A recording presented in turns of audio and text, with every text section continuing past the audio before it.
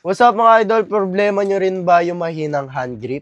So, susolusyonan natin yan. Bumili nga pala ako na itong Psych Hand Grip Strength Exercise na super affordable and talaga makakatulong sa inyo para mapalakas pa yung hand grip ninyo. So, kailangan natin yan sa basketball, mga idol, na malakas yung ating hand grip. Meron siyang up to 165 kg. Durable and talagang quality yung pagkakagawa. Ayan, dito yung suspension niya na up to 165 kg.